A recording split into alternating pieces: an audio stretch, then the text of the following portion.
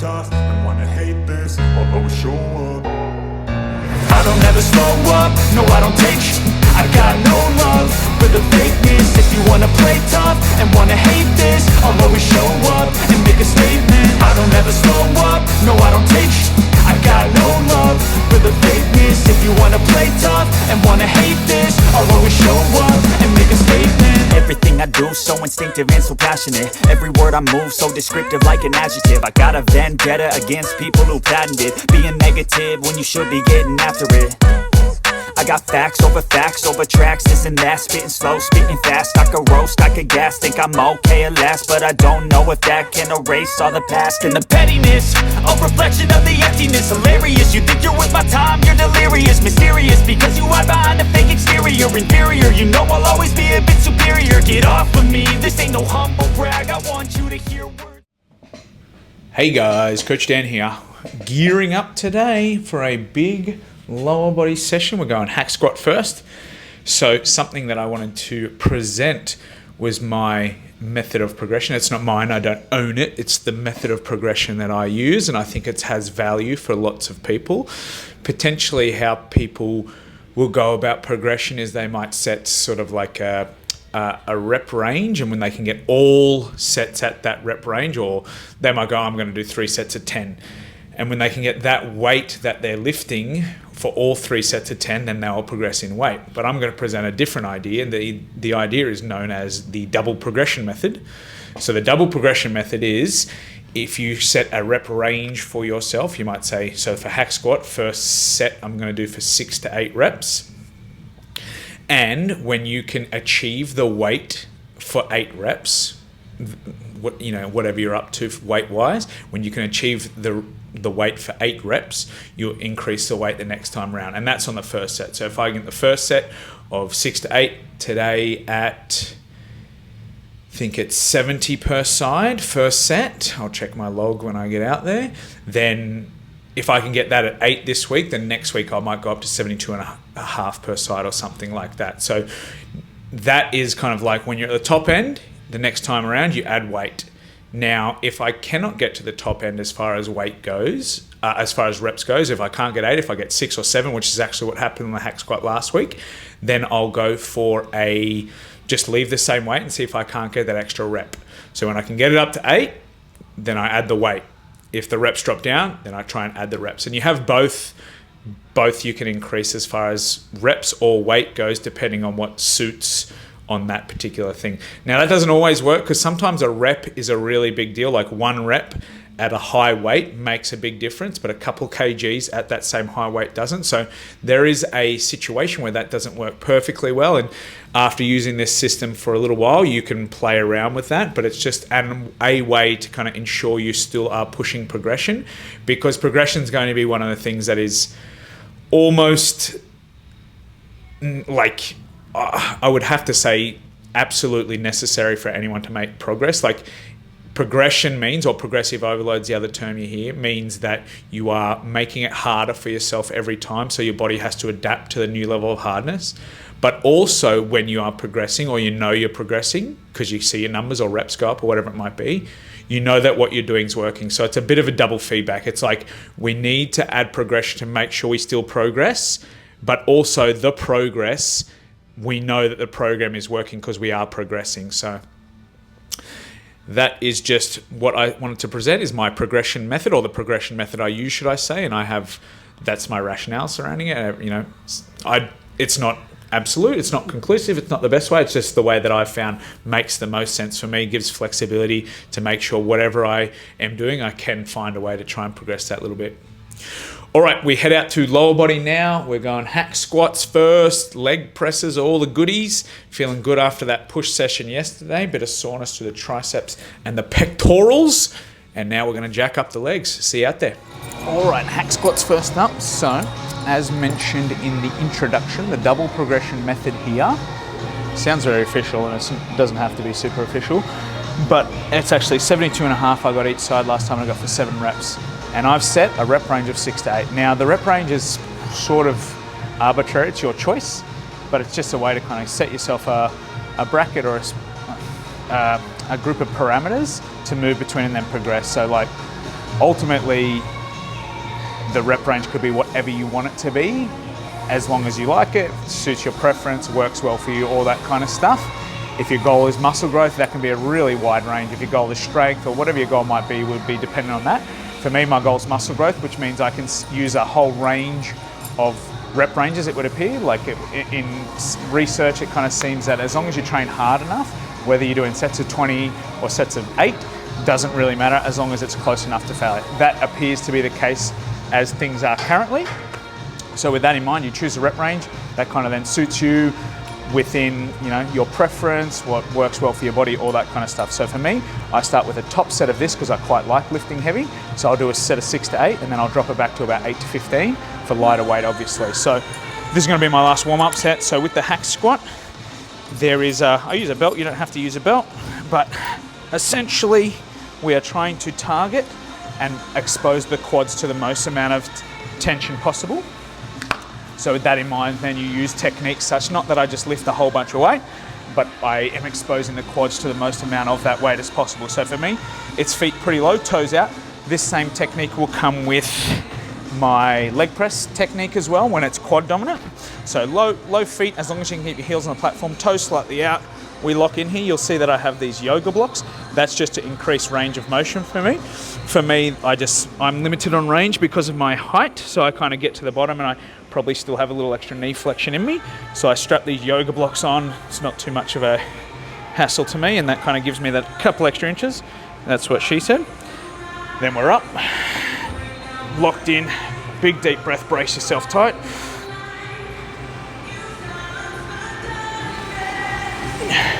And then power up.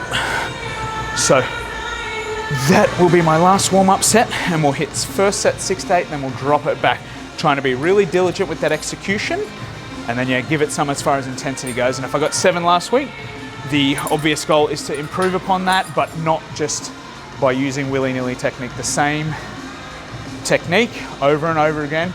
And then if my performance goes up, it would suggest I'm getting better. If I just use shit technique or a lesser range of motion, I can't be certain I'm getting better. So first we start with a consistent, repeatable technique that is as effective as possible, and then we progress from there. All right, a couple of minutes and we'll go to set 1.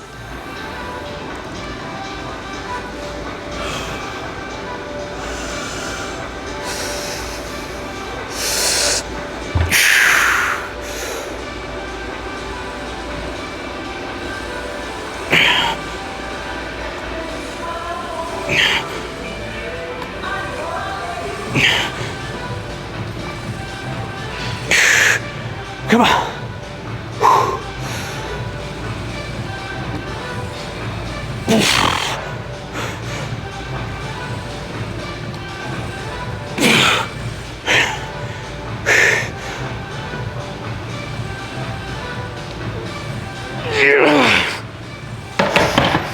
Damn it.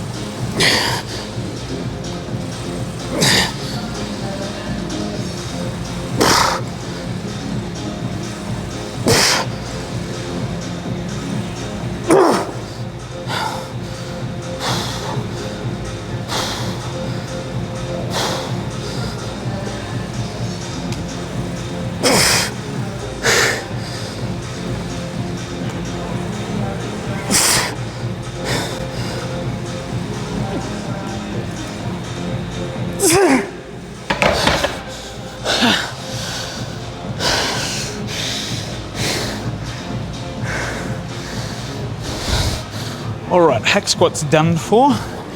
Not too bad, didn't improve upon last week. So that's annoying, but again, progress isn't always linear. We don't always have to jump up and down and get all caught up, oh, I didn't, get better. But if it happens over the course of time and you notice yourself not getting better over time, then yeah, there's something to kind of go, well, maybe we need to change something here. But we fight on next time and see if we can't aim to get that a little bit better. Could be for a range of different things. I found that if you just keep trying to justify it, you just tire yourself out as to why. So maybe it's a couple of things. Maybe it's just that I can't progress yet, whatever it might be. So for this, we're now going a high foot or a glute biased leg press. So for this particular variation, we're taking off the weightlifting shoes. So you can see for the weightlifting shoes, they have an increased heel. Now Olympic lifters will use these to stay upright while they're doing their snatches and their clean and jerk. I use it to allow a lot of knee flexion, to get a nice stretch through the quads, because I have ankle mobility issues from sport, I would say. So you'll see on this one, feet go high on the platform. And what we want, this kind of looks like a reduced range of motion leg press, but the goal here is to get maximal hip flexion, not so much about maximal knee flexion. Now, if my hip or glute, one of its main roles is to extend the hip, then to stretch it out and hopefully best use it, we want to flex it all the way, or flex the hip all the way to stretch the glute out. Now, in this particular variation, you'll notice that I don't get as much knee flexion and therefore less quad stretch. The idea is here to bias it more towards the glutes and have the quads be a worker along with that. They have just come off the hack squat, the quads, and they definitely will work here. But again, we're biasing it more towards the glutes. I like this because it doesn't take a lot of setup. It's nice and easy to just get on here and go. Do I necessarily feel this through my glutes more than other exercises? No. Perceivably, it doesn't feel as effective as a hip thrust or a split squat or something like that. But it's also not a massive focus for me to absolutely maximize glute growth. I think they're pretty good where it is. The booty doesn't have to get too much. So if this gets some extra glute work and quads get smashed as well, I'm pretty cool with that. Okay, we got a good weight on here, so we're gonna build it up, take a couple minutes, and then we'll smash it out.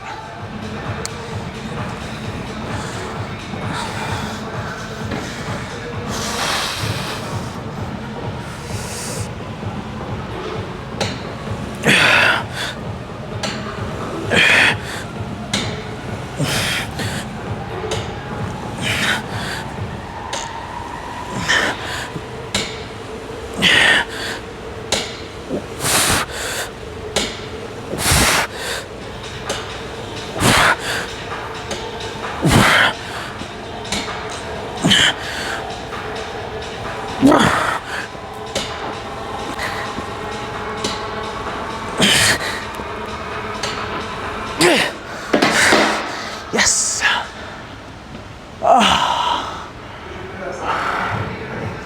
All right, hack squats and leg press done.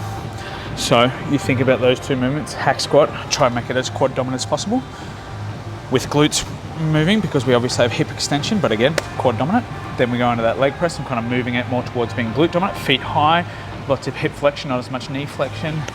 Now we haven't really ticked the hamstring box today. Now, I don't do a posterior chain dominant day and a quad dominant day. Oh, I suppose I sort of do, but I still add a little bit of the other in there. So this is my quote unquote quad dominant day, or at least starts off with the quad dominant movement, which is a hack squat.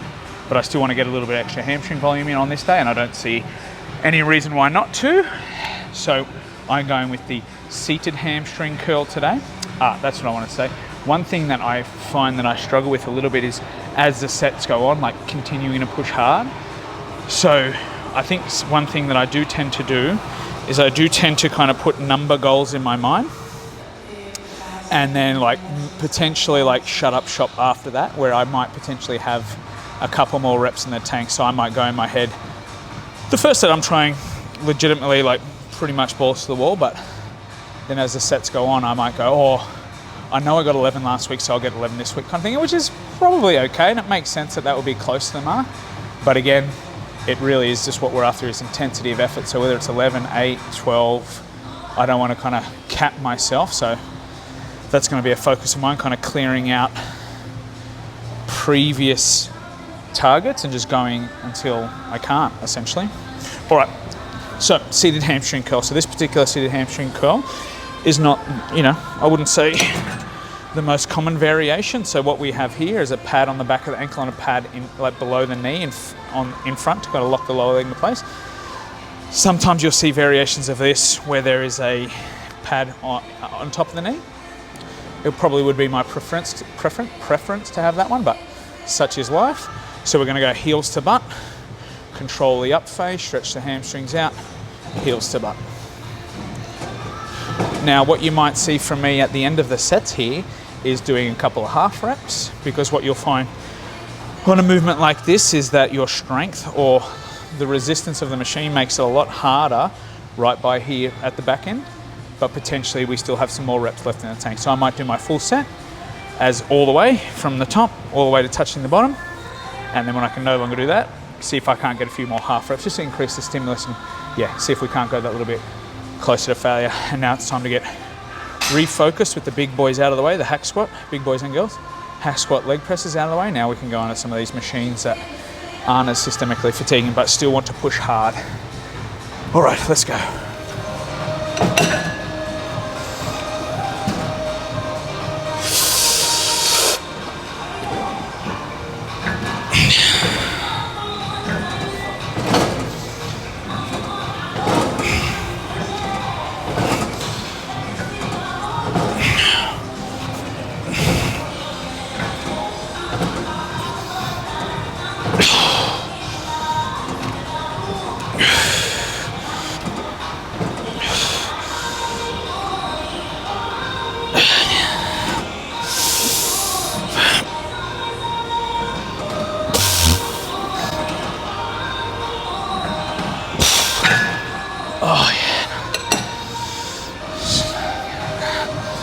Okay, leg extension next. So, where the leg extension potentially adds value that we haven't yet got today is in training one of the quadricep muscles called the rectus femoris.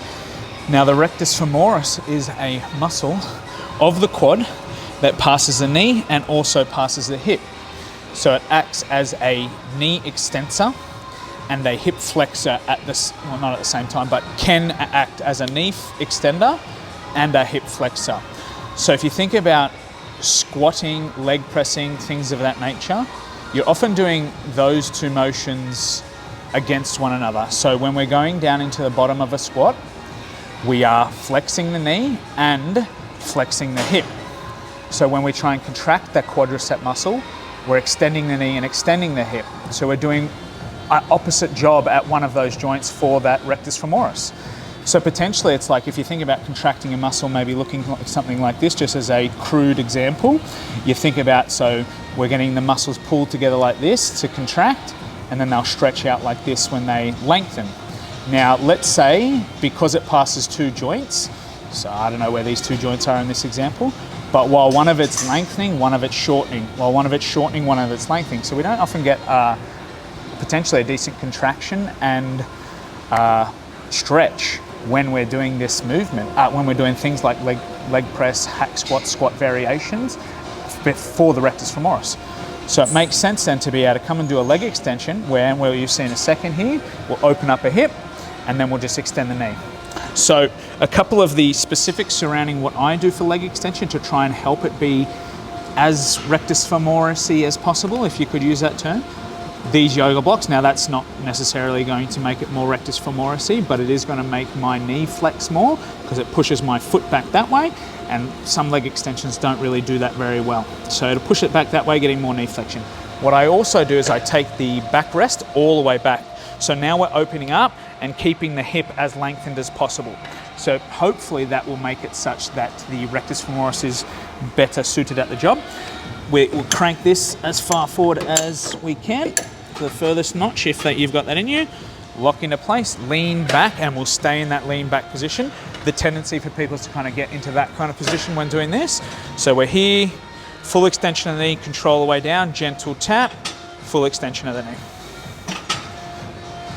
Now, because I've already fucked the quads up a fair amount today, this gets 2 sets and 2 sets only. A moderate rep range, 10 to 15, and then we move on.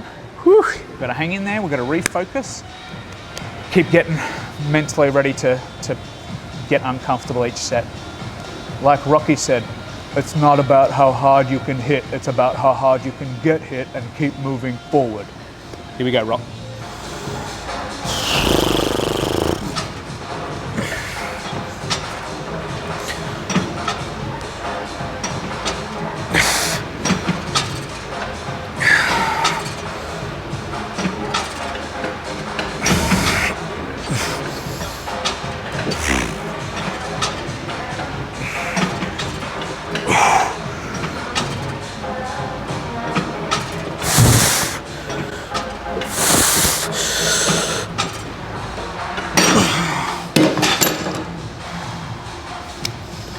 Okay, we are in the back end of the workout, so a couple more machines to go. So this is going to be my machine adduction. So adduction, bringing the knees towards one another. This is maybe week 3 or 4 of beginning adduction work. I never really have done isolated adduction work. You think potentially things like squats and other sort of, hip flexion type movements and all these kinds of things, leg presses, all that kind of thing, depending on your stance. Your adductors can probably help contribute there. But in isolation, I've never really done them too much, just didn't really find it necessary. But now, as time goes on, I reckon it might add something cool, either, along with my quads being quite developed, and maybe I hold a little bit of fat in that kind of groin, inner thigh area. But I think potentially bringing the adductors up might add something cool aesthetically to my legs, and I'm all about that. That's why I'm in it. So adduction work on both my lower body days has now become a thing. So I do the adduction machine on both days, just for 2 different rep ranges. There could be another, exercise selection where I might go over to the cable machine and do something adductory, but I can't be bothered setting it up. So I'm just going to do it 2 days per week, both on this machine at different rep ranges, just to mix it up a little bit. So with my adduction, I take the knees out as wide as possible. This will allow for a deep stretch in those adductors or groin muscles. I'll also lean all the way back. So the adductors are potentially a decent hip flexor as well. So if I extend the hips, that might stretch them out a little bit better. So leaning back, driving knees towards one another, controlling, stretching, driving them in. Sets of 5 to 10 today, 2 sets, bada bing, bada boom, and then we move on.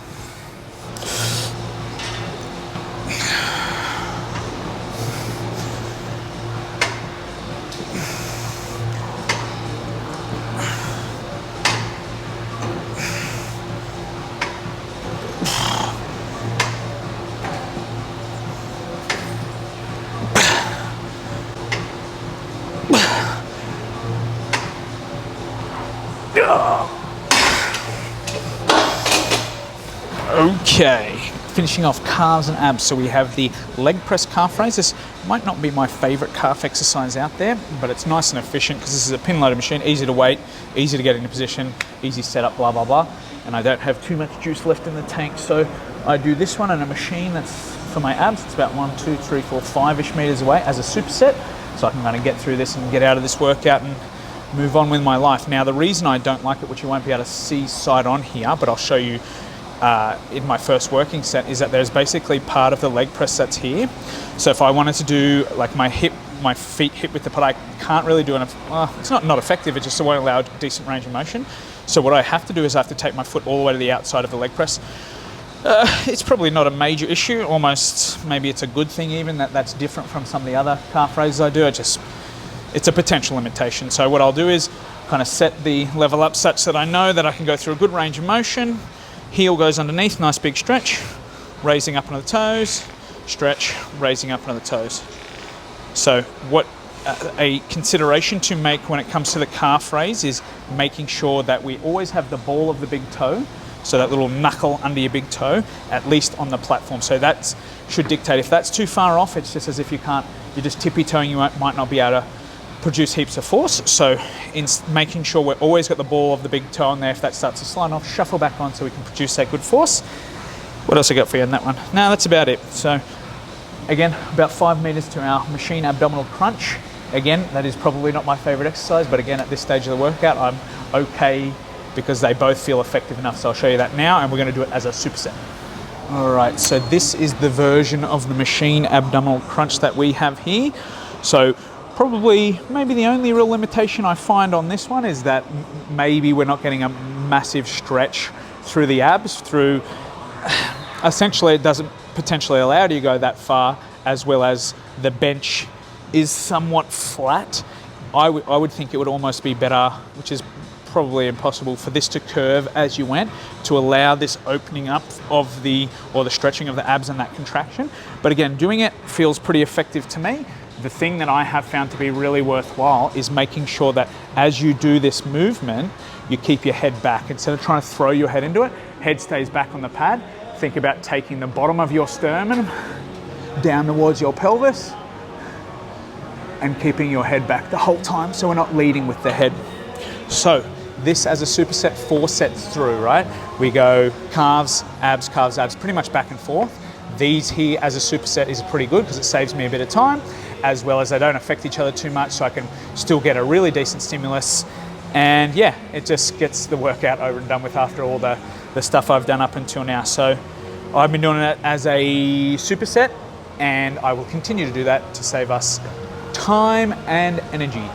And then we're out. Let's get after it. Let's finish strong.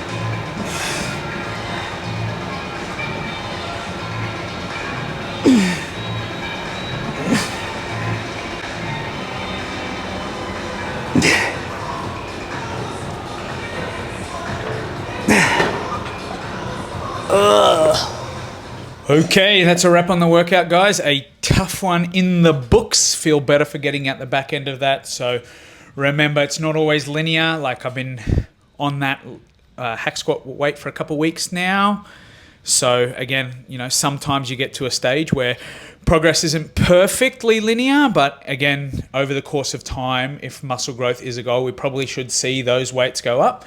If it's kind of pinned in the same spot for a really long duration of time, then you kind of go, well, I might be doing something wrong. I need to change something, be it the amount of work or volume you're doing, the recovery you're getting, the exercise selection for a period of time, something to kind of keep you moving forward. And then, you know, within that, we've got that double progression method. So potentially where you can't add a rep, you could try adding a couple kgs at that same rep range, and that is progress. So there is that room to kind of tweak either one of those. So I mentioned, you know, trying to get to the top end of the rep range and then adding weight. But like, if I keep getting pinned with that same weight for 7 reps or whatever it might be, or even a reduction, maybe it might be worth going to 75 per side instead of 72.5 and seeing if I can get that for the same reps. And that is progression. So sometimes a couple of kgs up is less work than doing one full rep at a big weight sometimes. So, but again, we aim for progress over the course of time. Doesn't always have to be linear, and the more experienced you get, usually it gets a little bit harder to make progress. So we have to, you know, experiment, push, find a new strategy, whatever it might be, to keep that ball rolling. So, all right, that's that. We come out of that and we go into a pull workout. So let's get fired up for that. They're always pretty fun. And as always, guys, it would be much appreciated if you hit the subscription button up here. Very helpful for the channel. If you want to watch some more videos and see how I'm training some of the other muscle groups where I'm giving lots of instruction on technique and all that kind of stuff, check this playlist up here. And as always, it's about progress over perfection. Coach Dan, signing off.